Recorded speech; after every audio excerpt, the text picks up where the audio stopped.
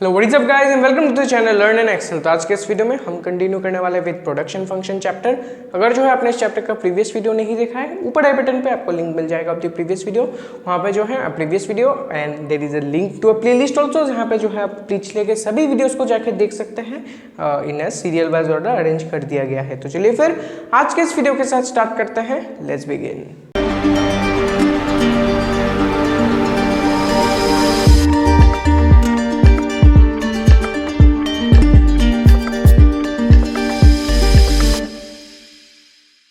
तो आज का हमारा टॉपिक है लॉ ऑफ वेरिएबल प्रोपोर्शन। तो पिछले वीडियो में हमने डिस्कस किया था about the law of diminishing return. अगर जो है आपने वो वीडियो जो है बहुत ही पहले देखा है या फिर जो है भूल गए हैं, आप जो है एक बार फिर से जाके देखिए वो video right now before watching this. I will highly recommend that. क्योंकि इस लॉ को समझने के लिए आपको जो है वो वाला लॉ याद रहना चाहिए, अच्छे से जो है थोरो होना चाहिए। एक बार जो है फिर से जाके देख लीजिए, आपको जो है याद आ जाएगा और ये समझने में जो है आपको बहुत ही ज़्यादा ईजी होगा। तो चलिए फिर हम देखते हैं आज के इस टॉपिक के साथ। तो सबसे पहले मैं एक थोड़ा सा जो है आपको कैचअप देता हूँ to the law of variable proportion. आपको क्या पढ़ना है, क्या है इसके बारे में। तो ये वाला जो लॉ है, it is much more focused on total product. Marginal product is also there, marginal product भी इंक्लूडेड होगा यहाँ पे, लेकिन यहाँ पे जो है प्राइमरी फोकस दिया गया है the trend on the total product. जो है इसका मतलब ये है कि जो मार्जिनल प्रोडक्ट है उसके चेंज होने में जो टोटल प्रोडक्ट है वो कैसा जो है ट्रेंड हमें जो है दिखाएगा। इसी चीज को जो है हम इस लॉ के थ्रू स्टडी करेंगे। तो चलिए फिर डेफिनेशन देख लेते हैं इस लॉ का, जो कि है the law of variable proportion states that as we increase input of variable factors और other factors constant, total product initially increases at an increasing rate, then at a decreasing rate and finally at a negative rate. समझ लेते हैं with the help of an example, जो कि हमने पिछले video में लिया था। पिछले वीडियो में मैंने जो है 3 कंप्यूटर्स लिए थे, इस वीडियो में हम 2 कंप्यूटर्स लेंगे। वही यहाँ पे टेबल में आपको दिख सकता है 2 fix factors are there, let's say 2 computers. तो वही एग्जांपल है। लेट्स से मैंने जो है फर्स्ट एम्प्लॉय का यहाँ पे रिक्रूट किया है, तो मेरा जो मार्जिनल प्रोडक्ट है वो 2 है। Very good. Second variable factor को इंक्लूड किया है मैंने, मेरा जो मार्जिनल प्रोडक्ट आता है 4 होता है। यहाँ पे थोड़ा सा इंक्रीज हुआ है, वाई? क्योंकि जो है मेरा फिक्स्ड फैक्टर 2 है। सेकेंड जो है मैंने एम्प्लॉय किया है, तो फिर भी जो यहाँ पे इंक्रीज आया है। थर्ड फैक्टर को जब मैंने यहाँ पे जो है एम्प्लॉय किया है, मेरा मार्जिनल प्रोडक्ट यहाँ पे फॉल हो गया, इट बिकेम 4 to 1। ठीक है। फोर्थ फैक्टर को जब मैंने यहाँ पे एम्प्लॉय किया है, मेरा मार्जिनल प्रोडक्ट और भी फॉल हो गया, ये 1 से 0 हो गया। एंड लास्ट जब मैंने फिफ्थ फैक्टर को भी इंक्लूड कर दिया, एम्प्लॉय कर दिया, मेरा जो मार्जिनल प्रोडक्ट है वो कितना हो गया, -2 हो गया। ठीक है। ये जो है क्लियरली फॉलो करता है the law of diminishing returns. इसको जो है एक्सप्लेनेशन की जरूरत नहीं है, एक्सप्लेनेशन की जरूरत है टोटल प्रोडक्ट का। तो टोटल प्रोडक्ट हमें क्या ट्रेंड दिखाता है, इसको समझेंगे with the help of this graph. Tally करके समझेंगे, ज़्यादा जो है अच्छे से इजीली जो है आपको समझ में आ जाएगा। तो लेट्स से अभी हमारे पास 2 ग्राफ्स अवेलेबल है, टोटल प्रोडक्ट का ग्राफ और जो है मार्जिनल प्रोडक्ट का ग्राफ। 2 ग्राफ हमारे पास अवेलेबल है। टोटल प्रोडक्ट के ग्राफ में देखें, यहाँ पे जो है नीचे दिया है the number of variable factors का जो न्यूमेरिकल्स है वो दिया है। Along the Y axis these are the product numericals. मैंने जो है यहाँ पे लिखा नहीं है, इतना जो है इंपॉर्टेंट नहीं है, जस्ट जो है आपको ट्रेंड ही नोटिस करना है। आप जो है ट्रेंड को जो है यहाँ से समझ जाएंगे, इतना जो है न्यूमेरिकल लिखने की जरूरत नहीं है, जो है बहुत ज़्यादा क्लमजी हो जाएगा अगर मैं यहाँ पे वो लिख दूंगा। तो चलिए फिर देखते हैं, इस चीज़ को टैली करके समझते हैं। लेट्स से जब मैंने फर्स्ट यूनिट वेरिएबल फैक्टर का एम्प्लॉय किया, मेरे टोटल प्रोडक्ट है 2। Very good. First unit is employed, मेरे टोटल प्रोडक्ट यहाँ पे 2 है। जब मैंने second unit of variable factor को एम्प्लॉय किया, मेरा टोटल प्रोडक्ट क्या हुआ, 6 हो गया, इंक्रीज हो गया। वाई? ऑब्वियसली मैंने जो है एक और एम्प्लॉय यहाँ पे ऐड कर दिया, मेरा फिक्स्ड फैक्टर का कैपेसिटी 2 है, तो यहाँ पे जो है ऑब्वियसली एक इंक्रीज आएगा। तो ऑब्वियसली यहाँ पे अच्छा सा जो है एक इंक्रीज आया टिल 2। Very good. लेकिन जब हमने क्या किया, third unit of variable factor को जो है इंक्लूड किया, obviously he will be adding to some amount of the total product, लेकिन जो उसका कंट्रीब्यूशन है वो ऑब्वियसली थोड़ा सा फॉल हो जाएगा। हाँ, वही चीज़ जो डिमिनिशिंग रिटर्न्स में है, जैसे जैसे हम इंक्लूड करते जाएंगे इट बिकम्स डिक्रीजिंग। ठीक है। तो लेकिन जो है फिर भी जो है थोड़ा सा तो कुछ जो है ऐड करेगा। तो लेट्स से उसने थोड़ा सा कुछ ऐड किया, लेकिन इस बार 6 से सिर्फ 7 हुआ। तो देखिए यही चीज़ यहाँ पे नोटिस करने जैसा है।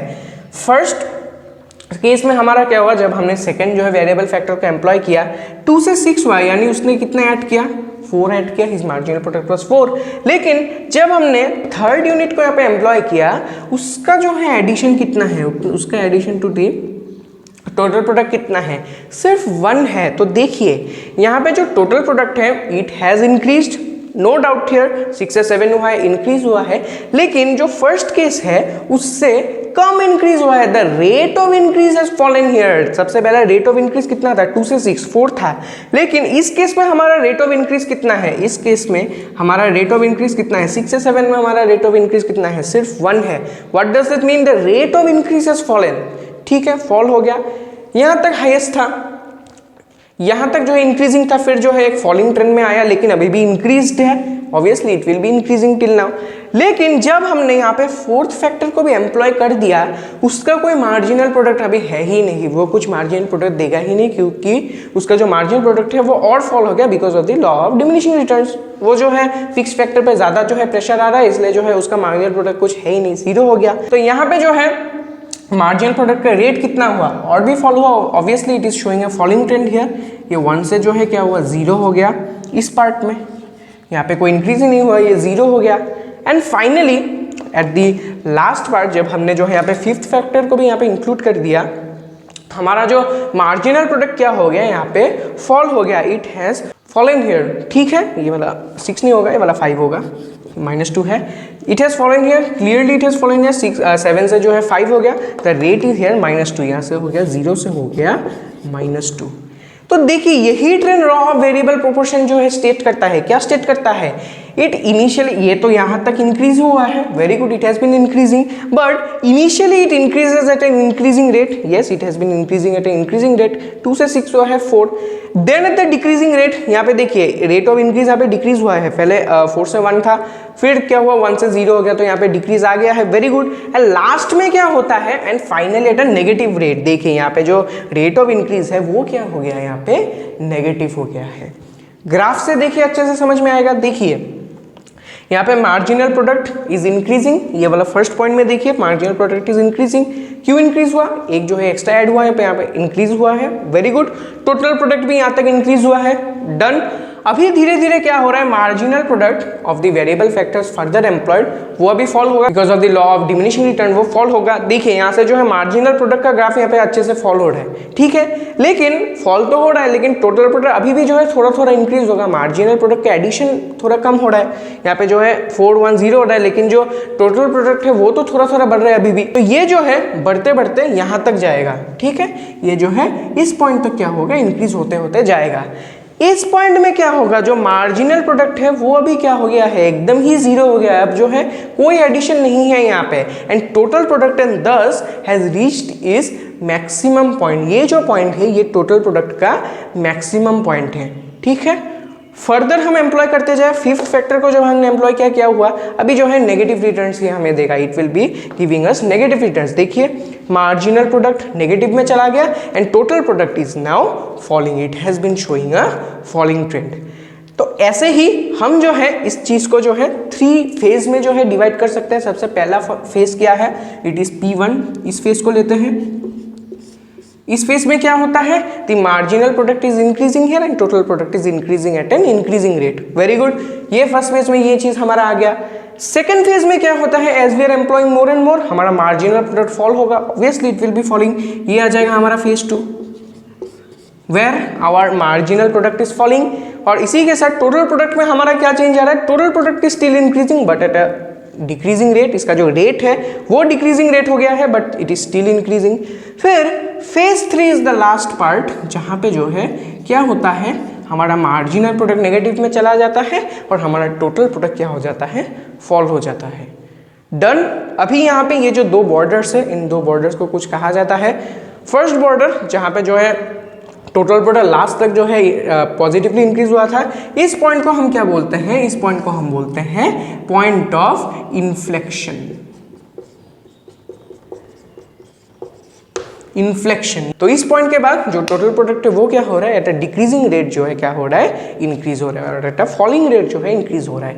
And finally at this point it has been at the maximum and this is the point of maximum total product. ये जो है टोटल प्रोडक्ट का मैक्सिमम पॉइंट है and after that it is been falling.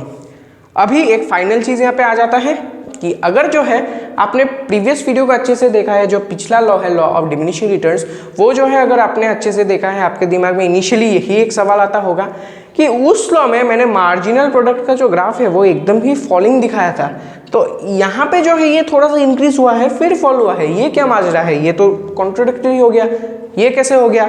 तो यहाँ पे देखिए, यहाँ पे एक बात आता है, जो लॉ ऑफ डिमिनिशिंग रिटर्न्स है इट इज ऑलवेज प्रिवेलिंग, ये हर समय जो है वर्क में रहेगा, लेकिन वो वाला जो लॉ है वो सिर्फ इसका एक पार्ट है, it is just an extension. Extension का मतलब क्या है, देखिए ये वाला जो पार्ट है it is bin part of the law of diminishing returns, ये वाला पार्ट जो लॉ ऑफ डिमिनिशिंग रिटर्न्स को जो है स्टेट करता है, लेकिन जो लॉ ऑफ वेरिएबल प्रोपोर्शन है वो इस इंक्रीजिंग पार्ट को भी जो है क्या करता है, कंसीडरेशन में लेता है। Law of diminishing returns, yes, जैसे जैसे हम एम्प्लॉय करते जाएंगे अल्टीमेटली जो है हमारा रिजल्ट क्या होगा, हमारा मार्जिनल प्रोडक्ट क्या होगा, फॉल होगा, वो इंक्रीज नहीं होगा, लेकिन जो फॉलिंग पार्ट है वही चीज जो है लॉ ऑफ डिमिनिशिंग रिटर्न्स में दिखाया जाता है या फिर फोकस किया जाता है।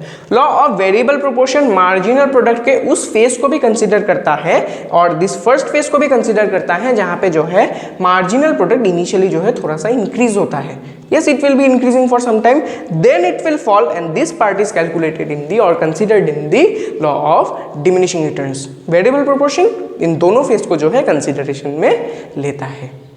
यही था the law of variable proportion। Easy है, सिंपल है। फर्स्ट जो है total product initially increasing rate में इंक्रीज होता है, फिर डिक्रीजिंग रेट में इंक्रीज होता है और फिर जो है नेगेटिव रेट में इंक्रीज होता है। तो हो गया, एक बार जो है फिर से देखिए वीडियो को, आप जो है अच्छे से समझ जाएंगे इस चीज़ को।